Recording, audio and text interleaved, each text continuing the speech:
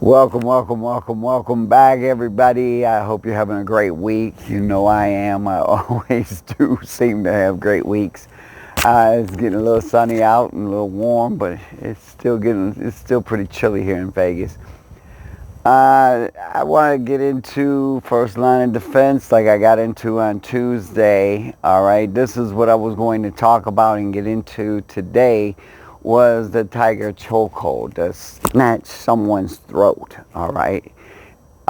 Basically, it's like a stun gun in my eyes. You hold the person. If they want to move, you squeeze harder.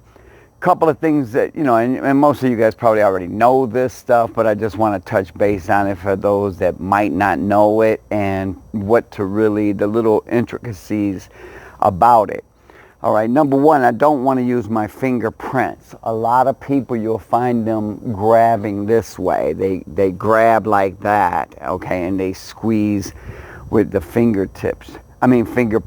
You want to get those fingertips in there. You really want to dig in, all right, like that, all right. Trying to touch the fingertips together is what you're trying to accomplish by doing that, all right. Getting that in there and snatching.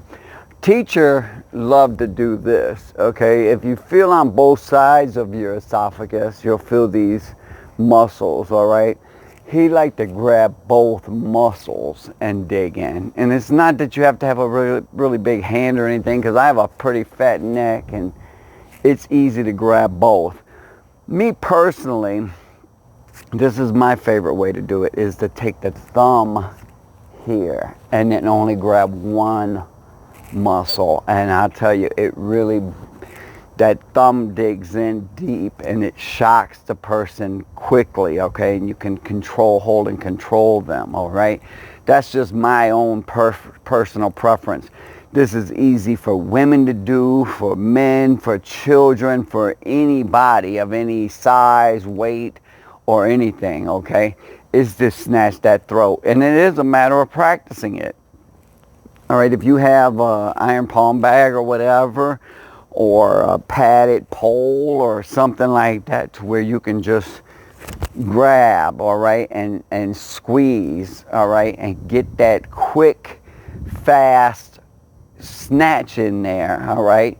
It is something just like anything else that needs to be practiced, all right. So keep that in mind, you guys. Either grab both muscles, grab inside of both muscles, just grabbing the throat itself, not the whole neck, or like my preference, get the 4 fingers behind the muscle and one thumb into the throat and squeeze, okay? I've seen people where they want to keep their pinkies out, stuff like that.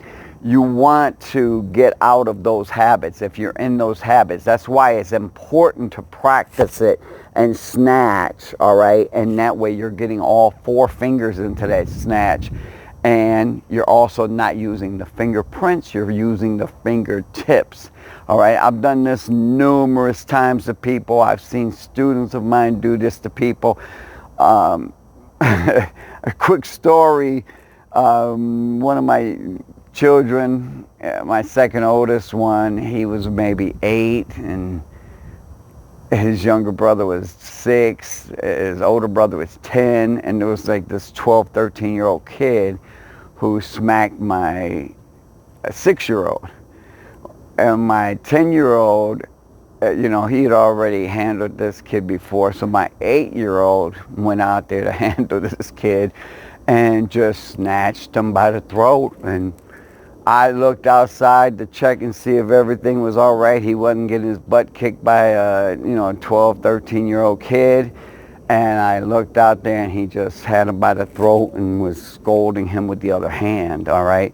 And the kid didn't move, all right? So this can be done easily by anyone. The other thing to keep in mind too is if they do move after you got them, you can either squeeze harder to stop that movement or immediately go into your still step and put them down on the ground, all right?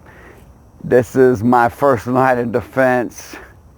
and like I said, this would have been my first line of defense, but I had to talk about the legalities of keeping the hands open. All right, so I hope you enjoyed this week's videos, and I will see you again. Peace.